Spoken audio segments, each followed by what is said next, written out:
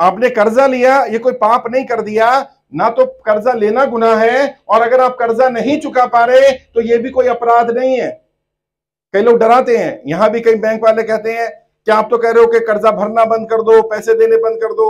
हमने ऐसा किसी को नहीं कहा, और मैं आप सबसे भी कह रहा हूं, बैंक वालों से भी हमारी कोई लड़ाई नहीं है, कोई दुश्मनी नहीं है। अगर कोई व्यक्ति आपको परेशान करता है, गाली गलौज करता है, बदतमीजी करता है, हम उसके खिलाफ हैं, हम बैंकों के खिलाफ नहीं है। और बैंकों वालों को भी ये बात समझनी पड़ेगी कि आरबीआई की गाइडलाइंस का वो पालन करें। आरबीआई कहता है अगर व्यक्ति की स्थिति खराब है, मान लीजिए आप नौकरी करते हैं, बिजनेस करते हैं, व्यापार करते हैं, आपने कर्जा ले लिया, गाड़ी का लोन ले लिया, घर का लोन ले लिया, किसान क्रेडिट कार्ड का लोन ले लिया, खेती पर लोन ले लिया, आपकी स्थिति खराब हो गई, कोई बीमार हो गया, घर में शादी हो गई, कोई और काम आ गया, इसलिए तो पैसा लेता है इंसान। अब आज स्थिति नहीं है, फसल खराब हो गई, कमाई नहीं रही, नौकरी छूट गई, तो क्या बैंक आपकी जमीन कब्जा कर ले, बैंक आपका घर छीन ले, गाड़ी छीन ले? ऐसा तो नहीं होना चाहिए ना। तो बैंक को क्या करना चाहिए? बैंक को आपको समय देना चाहिए। आरबीआई भी ऐसा कहता है, हम भी यही कह रहे हैं। जो व्यक्ति अपनी किस्त भर सकता है वो किस्त भरता रहे, किस्त को डिफॉल्ट नहीं करना, जानबूझ करके किस्त को छोड़ना नहीं।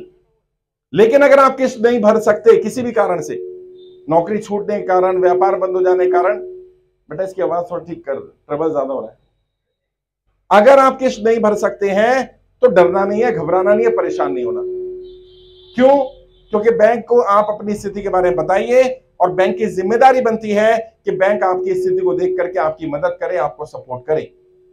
अगर बैंक आपको मदद नहीं करता है, सपोर्ट नहीं करता है, तो बैंक के खिलाफ भी एक्शन होगा। और ये बात समझो कि लोग कर्जे की दलदल में फंसते क्यों हैं, कैसे फंसते हैं कर्जे की दलदल में, और फिर कैसे आप निकल सकते हो। एक दिन में कोई कर्जे की दलदल में नहीं फंसता, आहिस्ता आहिस्ता फंसते हैं। पहले एक कर्जा लेते हैं, उस कर्जे को चुकाने के लिए दूसरा कर्जा लेते हैं, फिर दूसरे को चुकाने के लिए तीसरा कर्जा लेते हैं, और करते करते करते करते कर्जे की दलदल में इंसान फंसता चला जाता है। आपने क्या करना है, आज के बाद तय कर लो, कर्जा चुकाने के लिए कभी कर्जा नहीं लेंगे, कर्जा चुकाने के लिए कर्जा नहीं लेंगे। क्या करेंगे? कमाई का कोई साधन पैदा करेंगे जिससे कि हम कर्जा उतार पाए। और यह बात भी समझो कि सरकार जनता का कर्जा माफ कैसे करेगी, क्यों करेगी। कई लोग मुझे भी कहते हैं कि सर सरकार जनता का कर्जा क्यों माफ करेगी, पैसा मैंने लिया, सरकार क्यों माफ करेगी? अमीरों का क्यों माफ कर देती है सरकार? अमीरों ने भी तो लिया ही होता है, और जब अमीरों का कर्जा माफ हो सकता है तो आम जनता का कर्जा क्यों नहीं माफ होना चाहिए? और मैं आप सबसे पूछना चाहता हूं, क्या जनता कर्जा माफ होना चाहिए कि नहीं होना चाहिए? होना चाहिए। जोश में आवाज आनी है, जनता कर्जा माफ होना चाहिए कि होना चाहिए? होना चाहिए कि नहीं होना चाहिए? होना चाहिए। जब अमीरों को राहत दी जा सकती है, और कितनी राहत, बड़े बड़े अमीरों को लाखों करोड़ों रुपए का लोन अंडरराइट कर दिया गया, राइट ऑफ कर दिया गया, अलग अलग तरह से मदद दी गई। हमारा कितना लोन? यहां कोई ऐसा व्यक्ति है जो कहे मुझ पर 100 करोड़ का लोन है? एक भी है क्या? होगा ही नहीं। कितना लोन है? 2 लाख, 4 लाख, 5 लाख, 10 लाख, 20 लाख, 50 लाख, 1 करोड़, इससे ऊपर का नहीं होगा। जब उनका लाखों करोड़ रुपया माफ हो सकता है, हमारा आम इंसान का 10, 20, 50 लाख रुपया क्यों नहीं हो सकता भाई? और हमने कोई अय्याशी नहीं करी, बच्चे की शादी कर दी, कोई बीमार हो गया, उसमें तो पैसा खर्च हुआ। और ऐसा नहीं है कर्जा पहले नहीं लेते थे लोग, पहले भी लेते थे, आज भी लेते हैं, आगे भी लेंगे। समस्या क्या आई? ज्यादातर लोगों ने बताया सबसे बड़ी समस्या आई जब 2016 में नोटबंदी करी गई। नोटबंदी के बाद दिक्कत आनी शुरू हुई। कई लोगों ने कहा नोटबंदी से तो दिक्कत नहीं आई, उसके बाद जब जीएसटी लगाया गया उससे छोटे व्यापारियों को दिक्कत आई। कई लोगों ने कहा जीएसटी से भी फर्क नहीं पड़ा, नोटबंदी से फर्क नहीं पड़ा, लेकिन जब लॉकडाउन लगाया गया उस लॉकडाउन से हम कर्जे की दलदल में फंस गए। और सरकार के लोग क्या कह रहे हैं? सरकार के लोग कह रहे हैं लॉकडाउन से कोई फर्क ही नहीं पड़ा भारत की अर्थव्यवस्था पर। आप बताओ फर्क पड़ा कि नहीं पड़ा लॉकडाउन से भाई? और कितने लोग मानते हैं लॉकडाउन से कर्जे की दलदल में फंसे हो? हाथ उठाओ जरा।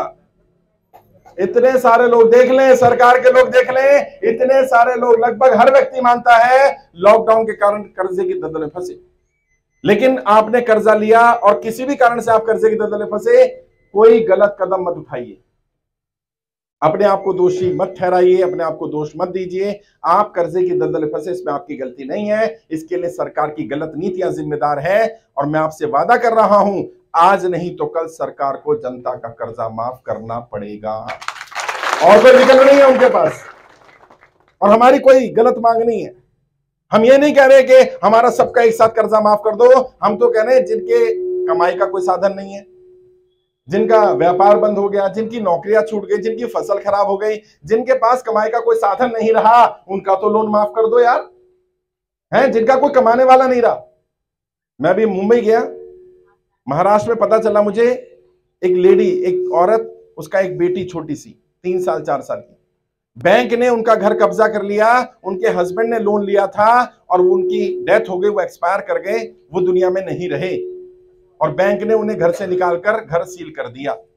अब एक बात बताइए, जिस बच्ची के सर से पिता का साया उठ गया, उसके सर से छत भी छीन ली जाए।